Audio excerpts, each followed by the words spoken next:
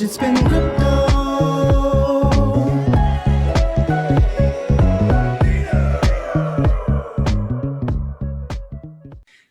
I had a conversation just a moment ago actually about empowering people and how, without a shadow of a doubt, we're empowering people more than nearly any other crypto because of the nature of any task and what it's doing. And it's a very exciting time.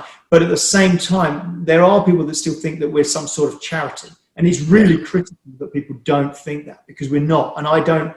As much as I like the charity sector, it's great that people give and make the world a better place, but this is not what this is. This is about making that dirty word of profit. I'm a capitalist pig that happens to be involved in something that can make the world a better place. And that's a better thing than just giving something. Because if you just give something, eventually it comes to an end. If you can make something that's sustainable and make someone a profit, which makes everybody interested in running it, and it makes the world a better place, which this does, then you've got this, as far as I'm concerned, like a holy grail of something, and that's why we all get up and we're quite passionate about what we do. Is because it is a commercial business, but at the same time, it feels really good to run it. But we're not a charity. So, exactly. I've told that to other folks. Hey, it's a charity. And I'm like, no, this is a business, and it's there to make money, ultimate goal, but as a byproduct, it happens to bring amazing value to people and help, folks that don't have access to things. So basically, it's as a byproduct, it lifts the world and lifts humanity. From purely selfish, in company terms, from a selfish perspective, if you look at the world's markets and think, right, okay, if you said, right, I want to jump into, it doesn't matter what business it is that you pick, but pick a business and then say, right, I'm going to go in.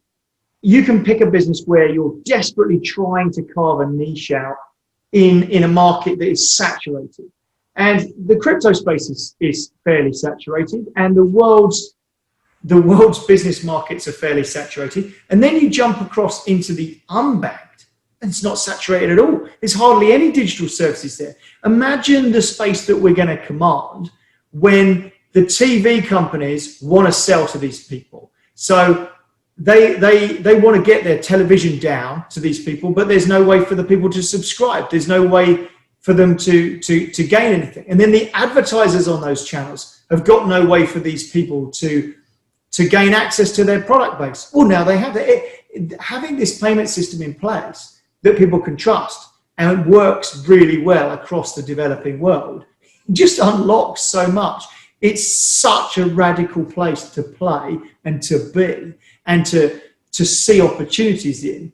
Every time we're talking to new people, they're like, oh, we want to do this. And we're just, oh my God, yeah. The symbiosis opportunities in that world are so great because it is so devoid of interest. We've paid 3 influencers in the developing world to talk about any task because they talked about Fiverr. We reached out and said, oh, well, you've got a lot of followers. Would you do something with any task? And they've said, oh yeah, that'd be fine. And we said, well, we'd like to give you something for doing it. Oh, wonderful. Well, is $100 okay? Is $150 okay? We've paid people a tiny amount of money in comparison to what a sort of what we'd call a Western or a global North influencer would command. And they asked 50,000 quid for a 45-minute slot, and just crazy money. But none of that market has yet hit these places. So you go to big followed people in Pakistan and in Nigeria and in India, and they are not earning fortunes yet.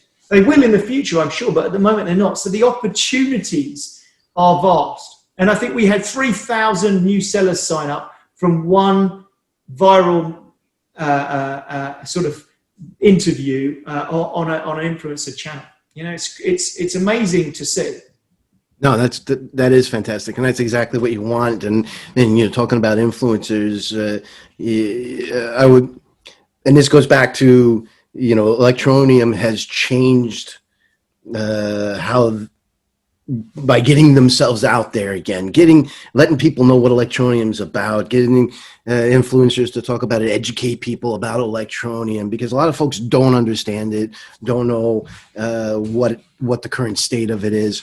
Are we going to continue down that path of bringing on some more YouTubers and Reddit people, and because I think it's going to make a big difference, Richard, in how people see Electroneum, and how they're going to be able to talk about it in a more positive light. Because once you see what Electroneum does, you want to be part of it, and it's just getting that out there.